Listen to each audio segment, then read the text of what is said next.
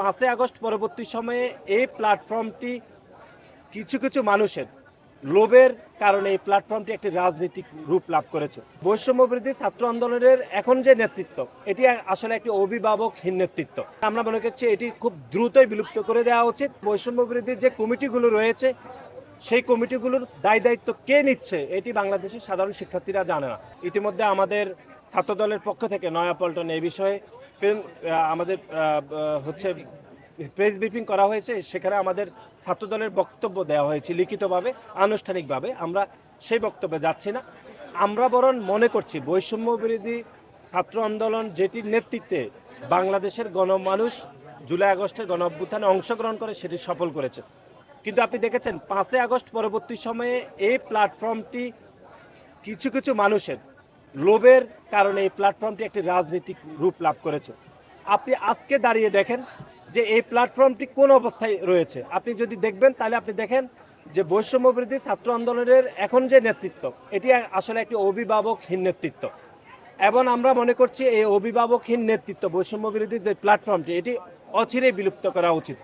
কারণ বৈষম্যবিরোধী এখনকার যে নেতৃত্ব রয়েছে, তারা বাংলাদেশের বিভিন্ন অঞ্চলে চাঁদাবাজি করছে, তারা দখলবাজি করছে এবং তারা হত্যাকাণ্ডে জড়িত হয়ে গেছে। গতকাল আপনারা দেখেছেন যে আমাদের যে একজন নেতাকে কিভাবে তারা প্রকাশ্যে ছুরিকাঘাত করে তারা হত্যা করেছে। সুতরাং আমরা মনে করছি গণ অভ্যুত্থান পরবর্তী সময়ে রাজনৈতিক রূপ লাভ করে যেই ব্যানারটি তৈরি হয়েছে, সেই ব্যানারটি অবশ্যই বিলুপ্ত করা উচিত। এবং এখনো পর্যন্ত আমরা এখন দেখছি এই ব্যানারে আসলে কোনো দায় দায়িত্ব কেউ নিচ্ছে না। এখন সারা বাংলাদেশে যে বৈষম্য বিরোধী যে কমিটিগুলো রয়েছে, সেই কমিটিগুলোর দায় দায়িত্ব কে নিচ্ছে এটি বাংলাদেশের সাধারণ শিক্ষার্থীরা জানে না। এবং এটি আমরা মনে করছি যে জুলাই আগস্টের যেই প্ল্যাটফর্মকে মেনে আমরা আন্দোলন করেছি, সেই প্ল্যাটফর্মকে একটি অপমানজনক অবস্থায় নিয়ে গিয়েছে গণ অভ্যুত্থান পরবর্তী সময়ে এই প্ল্যাটফর্মটি। এবং আমরা মনে করছি এটি খুব দ্রুতই বিলুপ্ত করে দেওয়া উচিত। এবং আপনি দেখেছেন যে আমরা জানি যে পিতা মাতা শূন্য সন্তান যেরকম দিশাহারা হয়ে যায়, ঠিক তেমনি আমরা দেখেছি এখন বৈষম্য বিরোধী এখনকার যে প্ল্যাটফর্মটি, সেটি একদম অভিভাবক শূন্য একটি প্ল্যাটফর্ম। তারা খুবই বিশৃঙ্খল আচরণ করছে, তারা বাংলাদেশে প্যাসিবাদ তৈরি করছে, তারা দখলবাজি করছে, চাঁদাবাজি করছে, চুরি ছিনতাই করছে, অর্থ আত্মসাৎ করছে। এমনকি আমরা দেখেছি তারা হত্যাকাণ্ডেও জড়িত হয়ে গিয়েছে।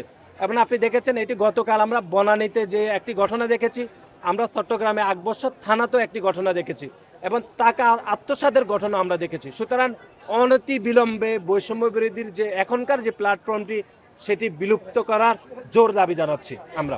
শাইনি চুলে এখন হবে সব হেয়ারস্টাইল। সিল্কোর দ্বিগুণ শাইনি চুল প্রতিদিন।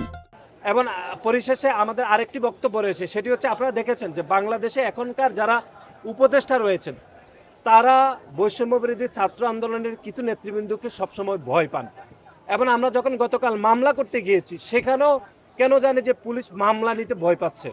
এবং আপনারা দেখেছেন এখনকার যারা উপদেষ্টা রয়েছেন, তারা কোনোভাবে বৈষম্য বিরোধী ছাত্র আন্দোলনের নেতৃবৃন্দুর বিপরীতে কোনো বক্তব্য দিতে চান না বা তাদেরকে খেপিয়ে তুলতে চান না। মনে হচ্ছে যে এখনকার উপদেষ্টাদেরকে বৈষম্য বিরোধী কয়েকজন নেতৃবৃন্দই তাদেরকে এই উপদেষ্টা পদে দায়িত্ব দিয়েছেন। তারা মনে হচ্ছে খুব ভয় পান, তাদের বিরুদ্ধে কথা বললে তারা সবাইকে চুপ করে দেওয়ার প্রবণতা তৈরি করে।